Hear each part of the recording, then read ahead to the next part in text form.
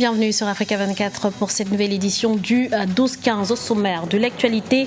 La CEDEAO favorable à un report de la présidentielle au Togo, un délai nécessaire selon le président de l'institution pour garantir un scrutin libre, transparent et apaisé. Quelles sont les implications des sanctions prises par la communauté internationale à l'encontre des pays africains? La question était au cœur des débats ces 23 et 24 mars au Soudan. Le point dans ce journal. Et puis, je déclare la guerre à la pauvreté et aux inégalités. Ce sont les mots de Age Dingob lors de son discours d'investiture le 21 mars. Le nouveau président de la Namibie a par la même occasion annoncé une série de réformes structurelles. La CEDEAO appelle à un report de la présidentielle au Togo. La communauté économique des États de l'Afrique de l'Ouest a proposé ce mardi que le scrutin initialement prévu le 15 avril soit reporté de 10 jours. Pour le président de l'institution, beaucoup de points restent à éclaircir. Les explications de Ipara Djindjaï.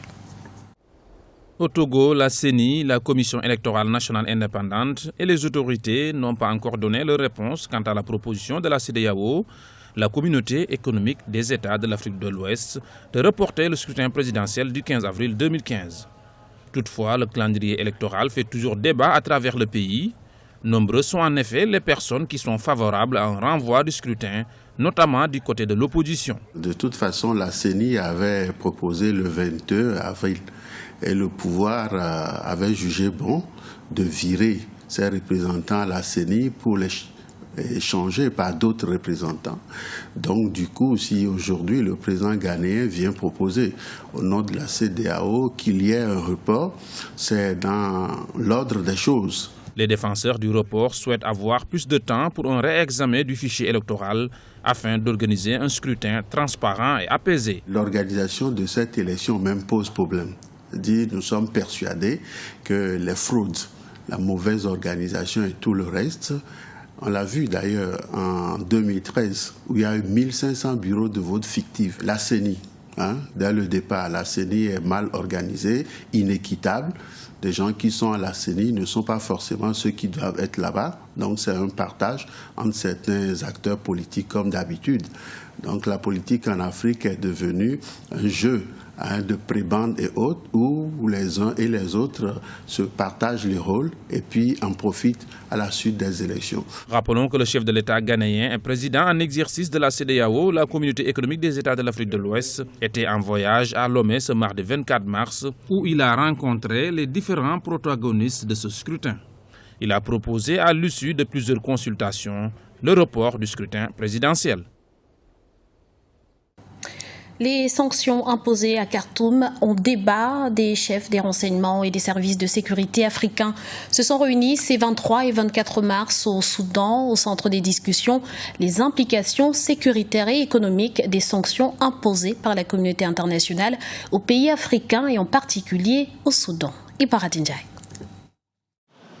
Quelles sont les implications sécuritaires et économiques des sanctions prises par la communauté internationale à l'encontre de certains pays africains? Des chefs de renseignement et des services de sécurité africains se sont réunis les 23 et 24 mars à Khartoum, au Soudan, pour tenter de répondre à cette question essentielle des embargos sur l'économie. Si on prend le cas du Soudan, on a bien observé que depuis que l'embargo a été imposé au gouvernement de Khartoum, les conséquences sociales ont été dévastatrices.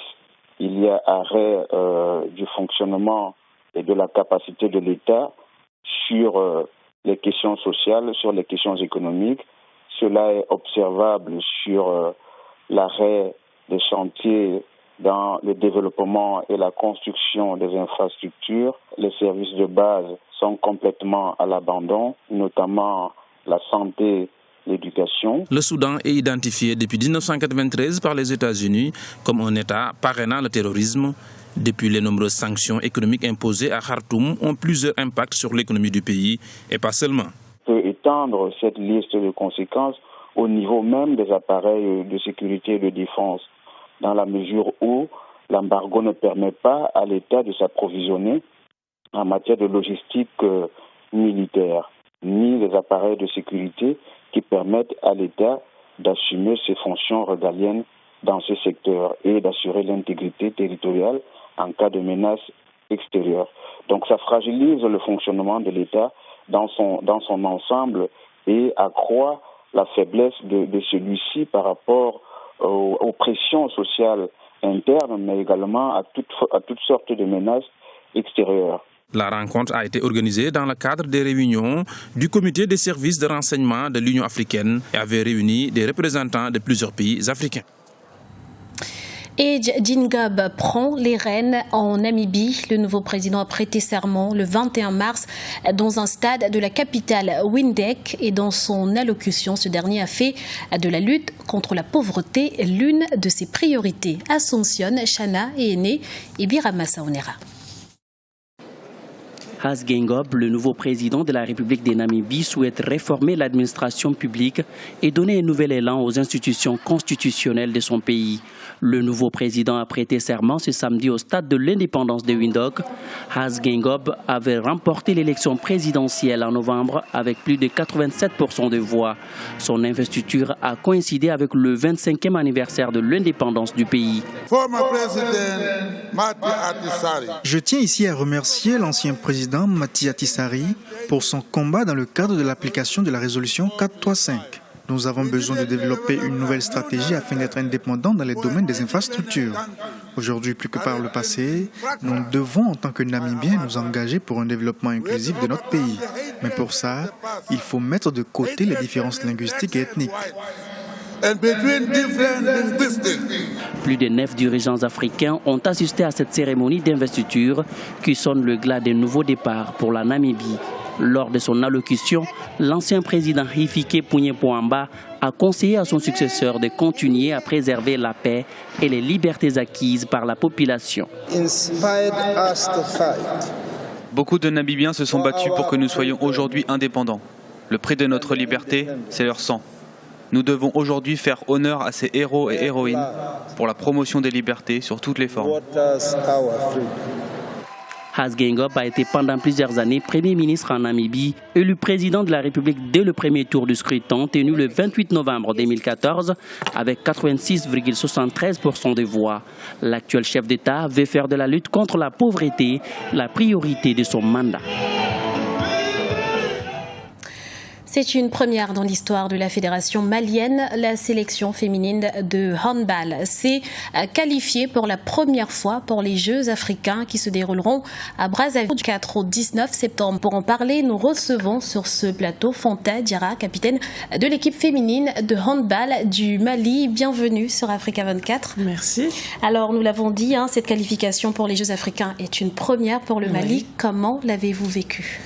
Pour nous qui sommes ici en France, c'est génial de pouvoir porter les couleurs de son pays d'origine. Donc pour nous, c'était un honneur et une fierté. Alors le début de la compétition approche à grands pas. Comment est-ce que la sélection malienne se prépare à aborder ces Jeux ? Alors lorsqu'on a pu effectuer un match face au Sénégal, le ministre s'était déplacé. Donc il a pu se rendre compte qu'il y avait une équipe, qu'il y avait donc un travail, qu'on était entouré. Donc je pense que maintenant ils vont mettre beaucoup plus de moyens à notre disposition, c'est-à-dire avoir la possibilité de se regrouper plusieurs fois, de pouvoir qu'on puisse travailler, on va dire, notre projet de jeu pour aborder les Jeux africains comme il se doit. Et y a-t-il une équipe que vous redoutez particulièrement ? Alors, je dirais non, parce qu'on est une équipe nouvelle. Donc nous, il faut qu'on apprenne justement à se connaître, parce que lorsqu'on a fait les qualifs pour les Jeux africains, on se connaissait que depuis 2 jours. Donc là, il va falloir qu'on se rencontre un peu plus souvent pour construire un projet de jeu. Donc on va être une équipe nouvelle, c'est plus les autres qui vont plutôt pas nous craindre du tout, quoi. Et ben justement, c'est une équipe très jeune, donc qui se découvre. Oui. Ce manque d'expérience ne risque-t-il pas de jouer en votre défaveur face à des équipes comme le Cameroun ou le Gabon ? Ce sont des équipes, qui existent depuis plusieurs années, ça c'est sûr, on va pas se mentir. Mais après, nous quand même, on a quand même un niveau de jeu assez intéressant. On a pu se qualifier. On va pas regarder les autres nous marcher sur les pieds, donc on va se défendre, on va jouer aussi. Alors l'essentiel de l'équipe malienne est constitué de la diaspora. Comment l'expliquer ? Qu'en est-il finalement des joueurs locaux ? En fait, le handball n'est pas encore bien développé au Mali. Là, avec le travail qu'on fait et avec la possibilité possibilité, je pense, du ministre. On va pouvoir faire des regroupements donc au Mali. Donc les gens qui sont sur place vont pouvoir s'intéresser. Et en plus, sinon on arrive à avoir des résultats, je pense que les licenciés vont se précipiter. Et là, c'est là que l'embaumement au handball malien, je pense, ça va pouvoir se développer, je pense. Et quel sera votre objectif lors de ces Jeux? De quels avantages l'équipe malienne dispose-t-elle finalement pour espérer aller jusqu'au bout de la compétition? Alors là, on va voir. Hein. Là, c'est vrai qu'on arrive avec des armes qui sont beaucoup moins armées. On va être beaucoup moins armés que les autres équipes. Je pense que notre plus gros ennemi, ça va être nous-mêmes, de ne pas se trahir dans notre jeu individuel et pouvoir apprendre à jouer ensemble. Je pense que là, ça va être la clé de notre réussite à nous. Après, la place... on va voir. Merci Fanta Diarra d'avoir répondu à nos questions. Je rappelle que vous êtes capitaine de l'équipe féminine de handball au Mali. Merci à vous. Nous vous remercions pour votre fidélité. Retrouvez dans un instant une nouvelle édition de l'information sur Africa 24.